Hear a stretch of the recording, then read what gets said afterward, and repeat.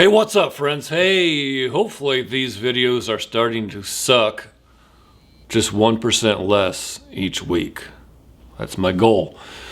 And I think I'm doing that. So this is, I think, is our 4th or 5th video, and I think I'm starting to get the hang of it just a little bit.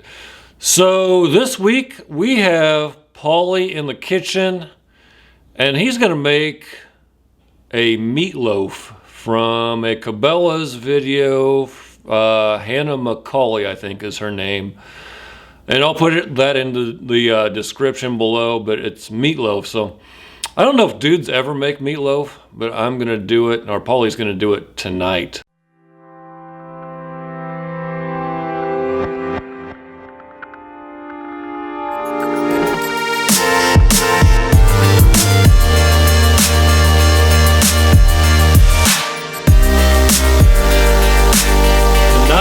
We are making meatloaf, and like Brian said, it's Hannah McCauley's recipe. It's her video. The reason I chose this video is it's a very well done, very high quality video, as you would expect from Cabela's. There's a little bit of backing there, so good lighting. She does a great job, and the meatloaf itself looked tremendous. So that's why we're doing meatloaf tonight. And I've never made a meatloaf in my life, just to be honest with you. So we'll see how it goes. I'll let you guys know at the end. I'll give you my review. Okay, so here's what's going to go into that. We have 1.5 pounds of ground venison right here. Cup of onions, bell pepper. We're just going to take a bell pepper. I'm not going to measure it. And diced tomatoes. I'm going with this stuff in the can. It's got green chilies in it, so you can't go wrong with that. Cup of oats, 2 eggs, and then we're going to salt the top of that lightly before it goes in the oven. When I get to the sauce, I will bring you guys back in and we'll put that together. Okay, so I'm going to mix everything you see here. The bell pepper, onion, 2 eggs, these Rotel diced tomatoes with green chilies. 2 pounds of venison and some 93% lean, 7% fat. This is like the good stuff, I guess, so maybe more fat would be better. That's pretty lean, 93%. We're gonna find out though. So I'm gonna mix all this up and I will be back. All right, so there it is. I think I may have forgot to mention the oats, but a cup of oats go in there, beef, venison, blah, blah, blah, everything. So I'm gonna mix this by hand, and Hannah McCauley says, do not over mix it, dudes. I guess that jacks it up somehow. So anyway, I'm gonna mix it for a couple minutes or whenever I think it's all combined, and then we'll come back and look at it. By the way, when you're gonna mix something by hand, make sure that your fingernails are cut short. You don't want to serve something and tell everybody you mix it up by hand and then have some like jacked up fingernails, like some black stuff under them, you know, like you were working on your car. So clean your fingernails, cut them short, don't gross your people out. Right now I'm wondering how I'm going to shut the camera off because my hands are all dirty. All right, so that was honestly about 30 seconds to 45 seconds of mixing. It looks like it's pretty much combined. I don't want to overdo it. I am going to put a little of this Worcestershire sauce right into it. I know she does that with the sauce that we're going to top it with at the end, but I love this stuff, so it can't hurt to put it in now. Maybe just a tablespoon or so. Just so you guys know, I will be doing a lot of the ground venison recipes during the winter months, and then hopefully we can get out on the grill. I don't know if that's a tablespoon or not. Maybe a little bit more. Hopefully we can get out on the grill with the back straps and all that stuff later on in the springtime, but I don't feel like going outside and cooking right now, especially taking a camera out there. So anyway, we're going to pan this up. I'll show you guys a special way I'm going to do that next. Okay, so I'm going to put this in just a standard 13.5 by 9.5 glass pan. I think everybody has one of these, especially if you go to church. So we're just going to put it in the middle. I'm going to show you guys a special way I'm doing this. You guys remember Jenny Jones, the TV show host. She's been off the air for a long time, but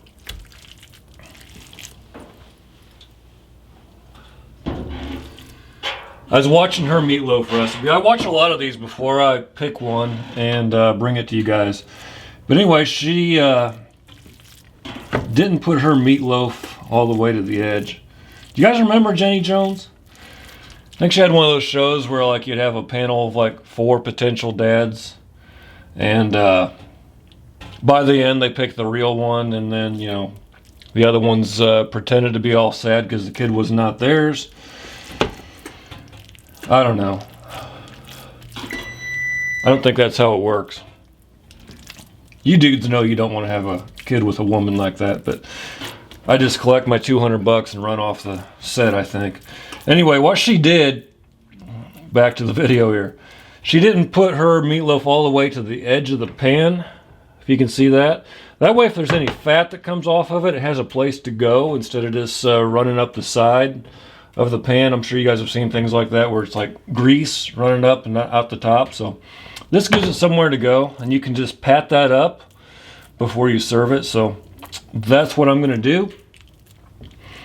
This bad boy's ready to go in the oven. Check that out. Just like that.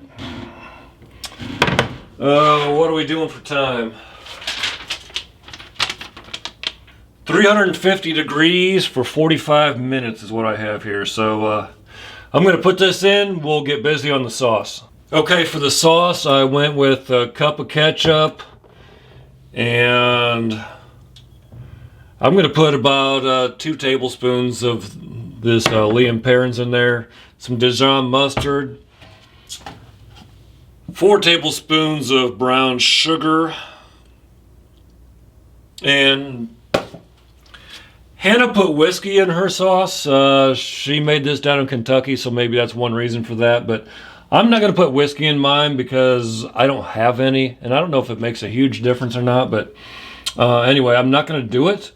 So pro tip, I like using, from a non-pro, pro tip, I like using a saucepan to mix things up. That way, when I ladle it onto the meatloaf, I got a handle. So we're just going to stir that up, and then we'll be waiting for our meatloaf to come out of the oven, which you guys won't have to wait for, but I have 33 minutes left. And it looks something like that.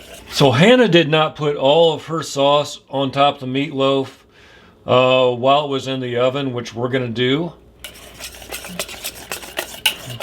She waited till the end and put some on after it came out. I guess it just gives it a different flavor. But I'm going to take this out of the oven, and I will put some of the sauce on top. I won't show you guys that because I think you get the idea. All right, so while the oven's doing its thing, I'm going to send this over to Steve. I know he has some cool stuff going on as far as bullet testing. I believe he's doing Nosler. Steve, is that right?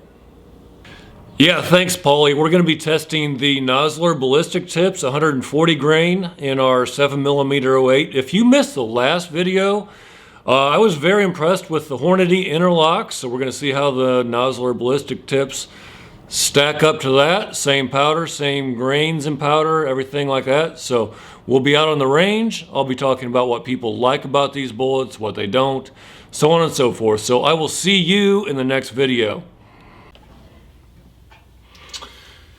All right, so it's out. Here's what we've got. I put it in the broiler. So I was playing around on Instagram. I got a little dark here on the top, but that's okay. We can cover that up. I've got a little extra sauce. So we're just going to put a little cold sauce over the top of that.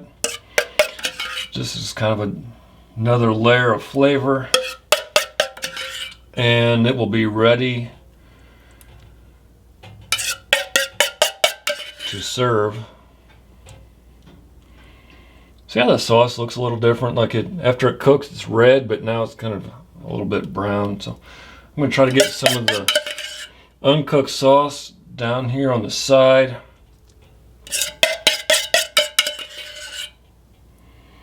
All right, so the last thing I'm going to do is just allow this to rest for about 15 to 20 minutes, and then we're going to check it out. All right, friends, as always, I'm going to give this a try. I will give you my opinion, and anything I would change. But I know it's going to be good because everything we put in it's good. So it has to be good, right? Let's give it a shot. That's kind of a big bite, but I'm going to go for it.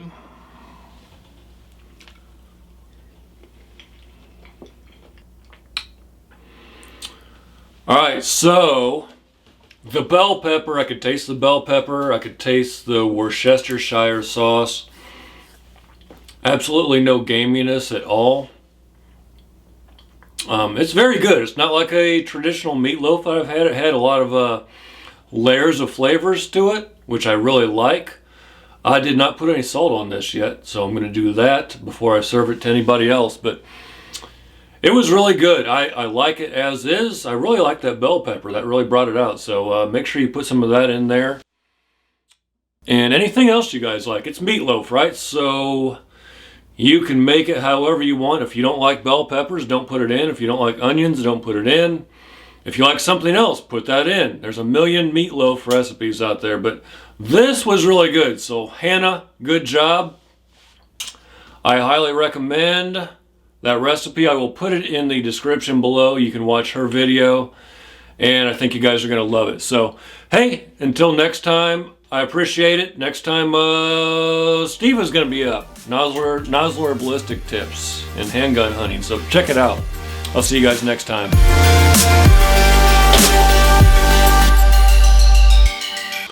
Hey everybody, I just want to give you a quick amendment. I took this meatloaf to work the next day and I really concentrated on the flavors.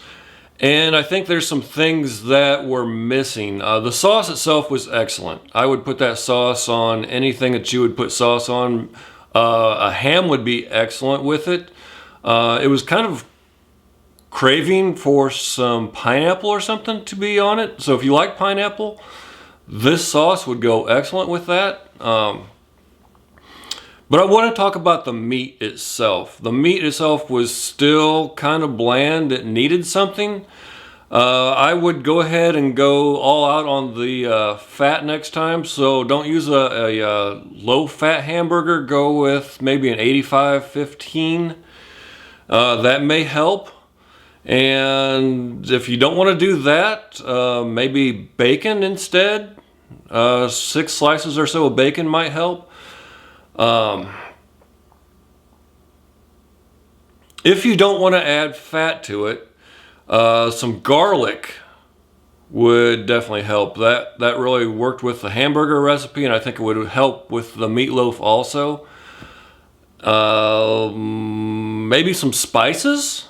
If you have like a rub or something, you can mix that rub right into the meat, but it really did need something. So that's what my point of this amendment to my review is.